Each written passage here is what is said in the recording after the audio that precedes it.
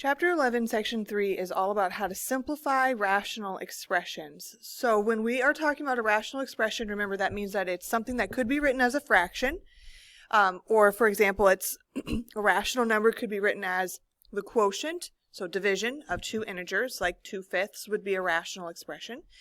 But we're going to be taking it a little bit further now and have numbers and have polynomials or monomials or those types of algebraic expressions with letters, different types of variables. It could have an x squared, an x term, something like that. And we're going to go over how we can simplify them.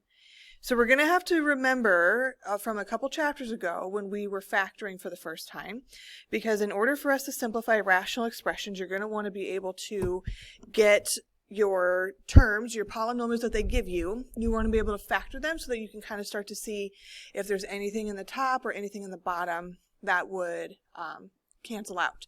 So for example, I have this x squared minus 5x plus 6, and that's all over x squared minus 9.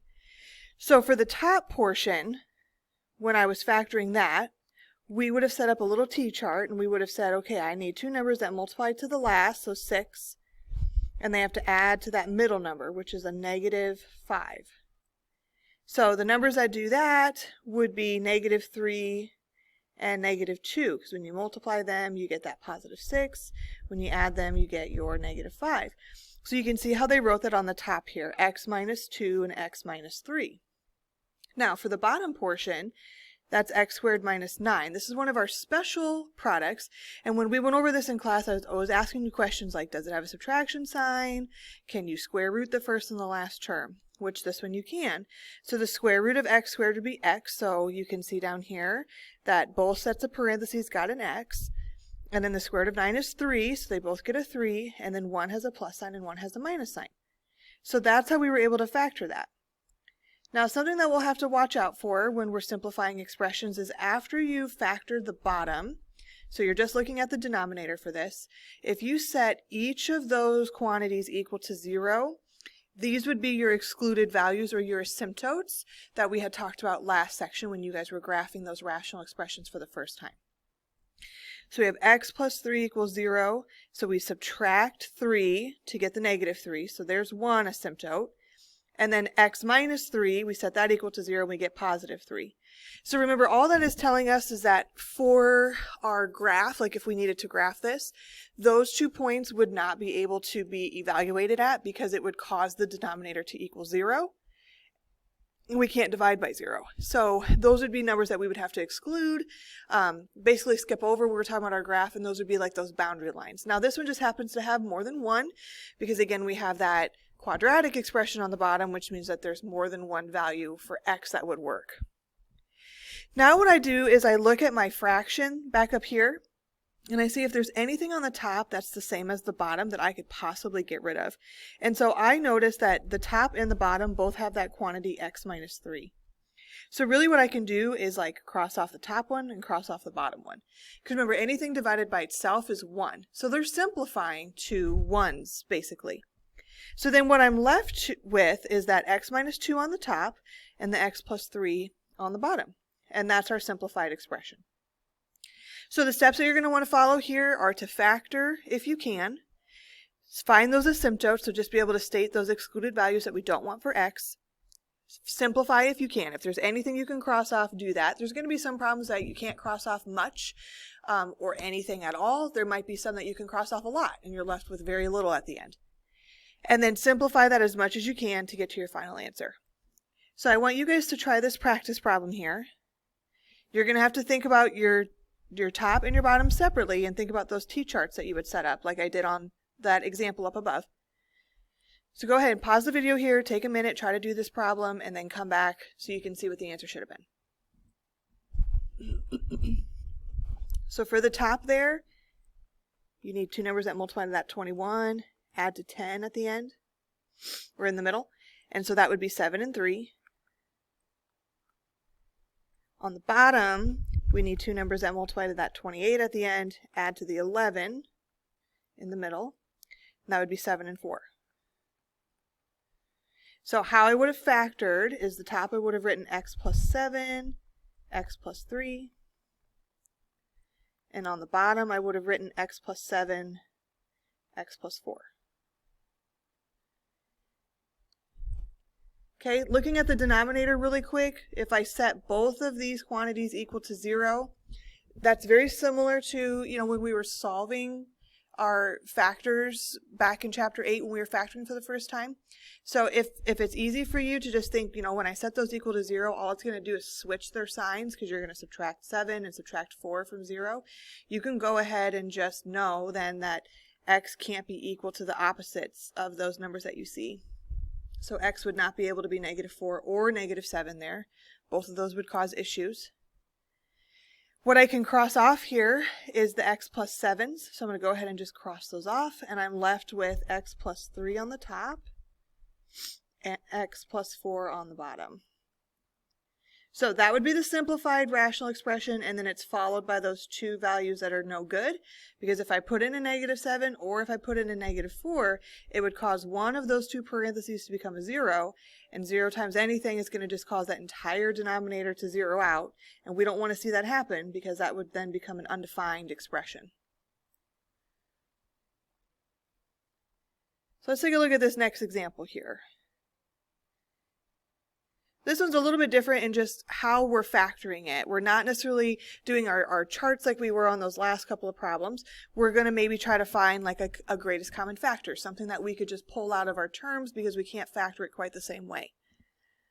For example, when I look at the top, the 5x squared plus 3x, I can't factor this using my methods like with the t-charts or anything like that. So instead, I'm going to look and see, is there anything that I could possibly take out, which I see that they have an x in common. Can't really do anything with the numbers because 5 and 3 are both prime. So you can see how they took out an x, they put that in the front, and you're left with 5x plus 3. So they just factored the top a little bit. Now they couldn't do anything with the bottom. So we just left 5x alone. Now if we look at the bottom, again looking for that asymptote, if you were to set 5x equal to 0, and you were to divide by 5 in order to get x alone, you would have that x would equal 0, because anything divided by, or 0 divided by anything is 0. So we can't have x equals 0. So that would be one of our asymptotes, or again, that would be like your undefined value.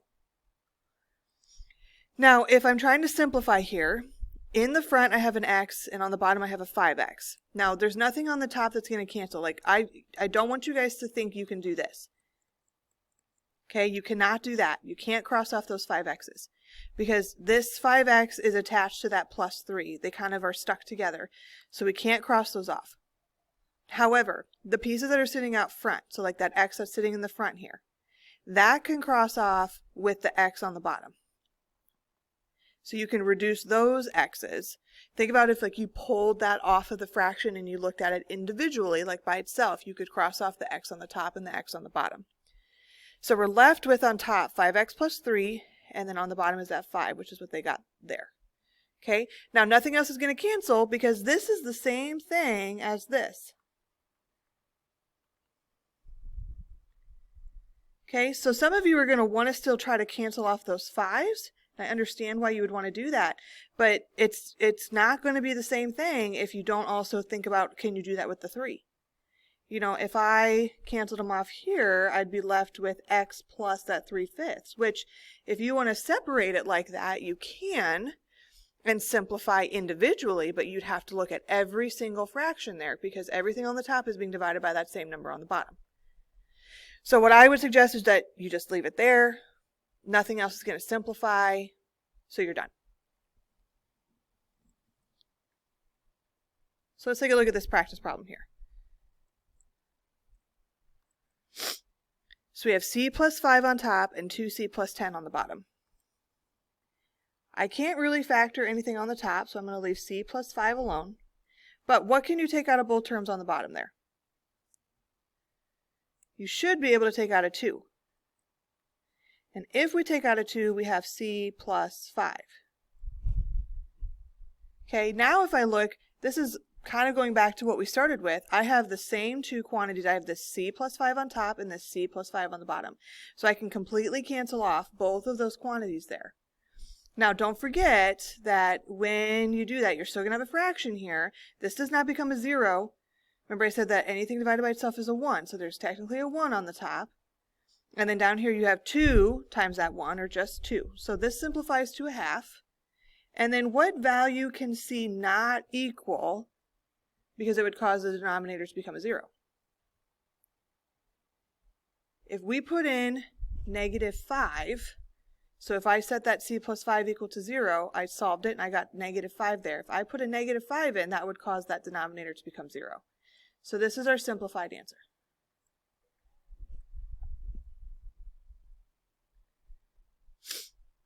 Okay, so far we've seen examples dealing with polynomials where you have those terms that are separated by addition and subtraction signs. Let's go over some examples now on just monomials. So like if you don't have addition and subtraction signs, how can you simplify these? Which you've actually done some of this in the past, so this probably won't be brand new information. It's going to be a little bit of review, and it might come back to you.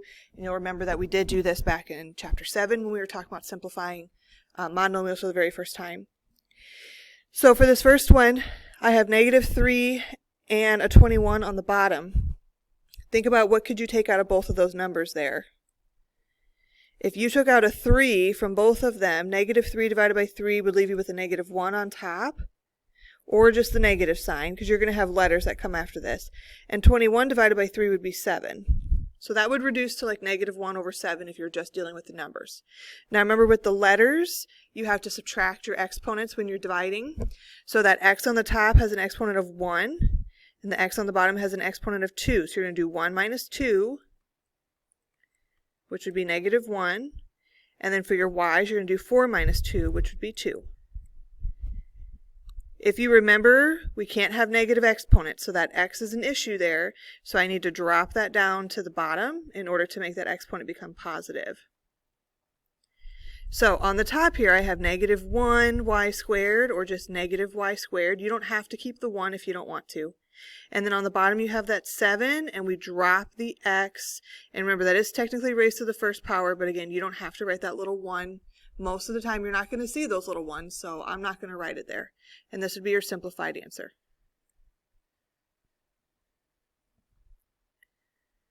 Okay, so you guys try this one.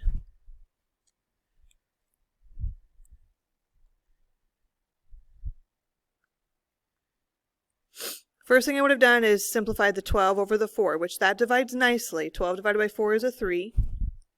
For your x's, you have 3 minus 2, which would just be 1, so just an x. And for your y's, you have 2 minus 5, which would be -3. So it looks like there's nothing in the bottom here, but because we have that negative exponent, that needs to get dropped to the bottom. So we should have written our final answer as 3x on top, and y to the positive 3 power now on the bottom.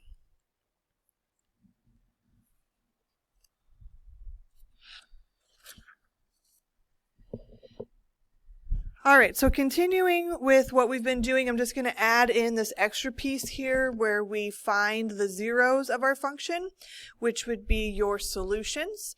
So where would the graph cross the x-axis is basically what we're looking for here. So we're going to continue to do some of the same steps that we've been doing throughout this section. We're going to factor our expressions. We're going to try to simplify as much as we can. And to find your zeros, you set the numerator equal to 0. So a little bit different than excluded values. Excluded values were those numbers that we had to like throw out because they caused issues for us when it came to evaluating the fraction at that point. And those were those boundary lines, those asymptotes that I talked about. So we're still going to want to make sure that we include those points in there that we want to say x can't be equal to these numbers. But now what you're going to do is, instead of just looking at the bottom and setting those factors equal to 0, you're going to look at the top and set those factors equal to 0, and that'll give you what your roots would be, or your zeros. For example, I have y equals x squared plus 8x plus 7 all over x plus 2. So what I did first is I factored the top, so I looked for two numbers that multiplied to 7 and would add to 8, and that was 7 and 1. So I wrote it x plus 7 times x plus 1 on the top, and on the bottom we have x plus 2. Now, nothing cancels for this one. There's no quantities that are the exact same on the top or on the bottom, so I'm not really able to reduce it at all. What I would do here next then is take the numerator pieces and separately set them equal to 0, and then solve for x. So for this first one, you would have subtracted 7. So one of your zeros, one of your answers or roots would be at -7 on the x-axis, and the other one would be at -1. So if you needed to kind of like write all of this stuff together, what I would suggest you guys do is write out your expression first. Okay, and like underneath it, you could say, here's my zeros. My zeros would be when x equals -7 and when x equals -1.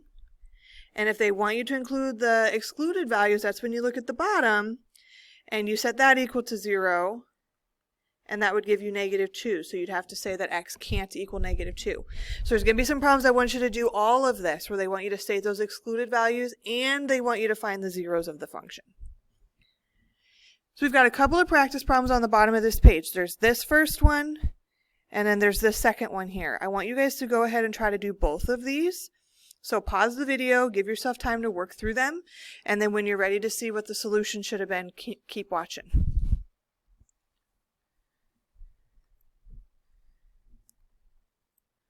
So for this first one, the top should have factored to x plus 5 times x minus 3. And that's over x plus 1. You can't simplify anything there, okay? When you look at the excluded values piece, so you take a look at the bottom here, x plus 1, if you were to set that equal to 0, it switches that sign to -1. So x cannot equal a -1 because that would cause this to become undefined. Now for my zeros, take those top two factors and set them each equal to 0. So the x plus 5 equals 0, x minus 3 equals 0. Again, it's just going to switch their signs. So you're going to have one of them at -5 and the other one's going to be at +3.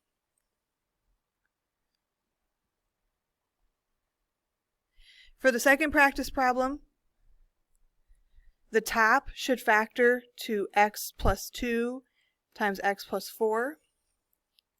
The bottom should factor to x plus 2 and x minus 1. You can reduce this a little bit. You can get rid of those x plus 2's. So you're left with this x plus 4 over x minus 1. Now excluded values, you do need to make sure that you look at the original denominator before you reduced. So you have to set each of these equal to 0. So x cannot equal -2 or +1. And then your zeros, you look at the top, and you set those equal to 0. So one of them would be -2, and the other one would be -4.